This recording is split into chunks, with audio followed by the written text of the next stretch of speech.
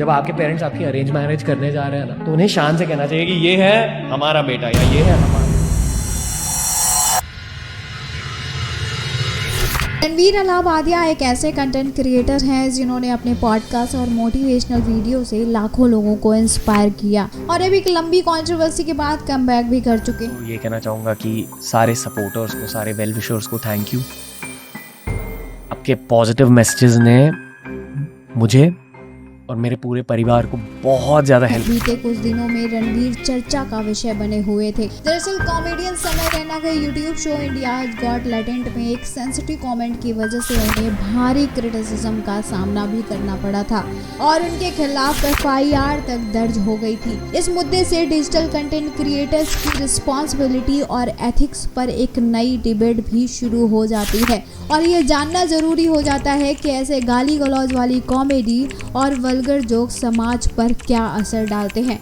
आखिर गलती कहाँ हुई? रणवीर इंडियाज गॉट टैलेंट के एक एपिसोड में एज अ गेस्ट शामिल हुए थे, जहां उनके साथ अन्य कंटेंट क्रिएटर्स जैसे आशीष संचलानी, जसप्रीत सिंह और अपूर्वा मुखीजा भी शामिल थे। एपिसोड के दौरान रणवीर ने माता पिता के संबंधों को लेकर एक ऑब्सेंस कमेंट कर दिया। यह कमेंट महज एक मजाक के रूप में किया गया था, लेकिन यह ऑडियंस को ऑब्सेंस और इनसेंसिटिव लगा। देखते ही देखते इस क्लिप के कई स्नैप सोशल मीडिया पर वायरल हो गए। ट्विटर, इंस्टाग्राम और यूट्यूब पर बाइकॉट रणवीर अलाहाबादिया ट्रेंड करने लगा था। लोगों ने रणवीर पर यह आरोप लगाया था कि वे अपने कंटेंट के माध्यम से अनफेयर और अनएथिकल बिहेवियर को बढ़ावा दे रहे हैं।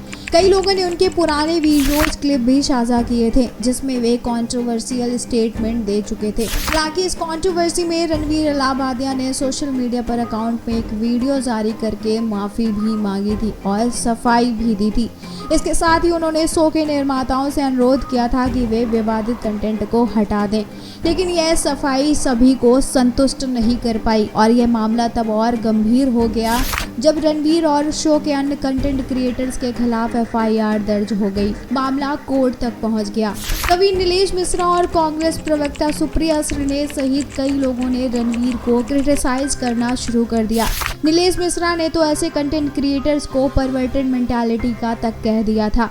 महाराष्ट्र के मुख्यमंत्री देवेंद्र फडणवीस भी इस मामले में प्रतिक्रिया देते हुए दिखाई दिए थे। उन्होंने कहा था कि हर किसी को अभिव्यक्ति की स्वतंत्रता है, लेकिन यह स्वतंत्रता तब समाप्त हो जाती है जब यह दूसरे के अधिकारों का हनन करती है। हालांकि सुप्रीम कोर्ट ने रणवीर को उनके शो जारी करने की अनुमति दे दी, लेकिन इस शर्त के साथ कि वे नैतिकता और मर्यादा का ध्यान रखेंगे। इस कंट्रोवर्सी के बाद उनकी इमेज पर गहरा असर पड़ा। उनके ब्रांड ने उनके कॉन्ट्रैक्ट को रिजेक्ट करना शुरू कर दिया। कंपनियों ने अपने मार्केटिंग कैंपेन से उनको हटाना शुरू कर दिया और उनकी यूट्यूब वीडियो पर डिसलाइक और नेगेटिव कमेंट्स की संख्या काफी बढ़ गई थी। हालांकि रणवीर के पास एक वफादार ऑडियंस भी थी जो उन्हें सपोर्ट कर रही थी और ये कह रही थी कि इंसान से गलती हो सकती है, उन्हें दूसरा मौका मिलना चाहिए।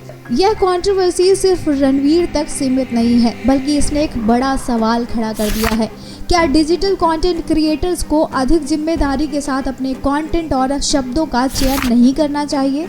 आज के समय में यूट्यूब, इंस्टाग्राम और पॉडकास्ट जैसे प्लेटफॉर्म पर कंटेंट क्रिएटर्स का बहुत बड़ा प्रभाव है। वे $1 मिलियन ब्रांड के साथ काम करते हैं और यंग जनरेशन उन्हें फॉलो करती है। इसलिए जरूरी है कि डिजिटल क्रिएटर्स अपने कंटेंट और अपनी भाषा पर ध्यान दें।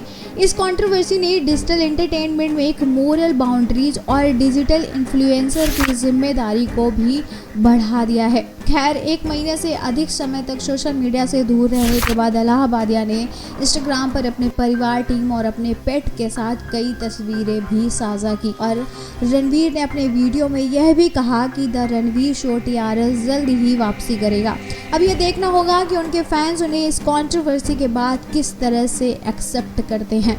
इस वीडियो से आप कुछ भी इत्तेफाक रखते हो तो हमें कमेंट बॉक्स में लिखकर ज़रूर बताइएगा और रणवीर की इस कंट्रोवर्सी के बारे में आपकी जो भी राय है हमें कमेंट में ज़रूर बताइएगा।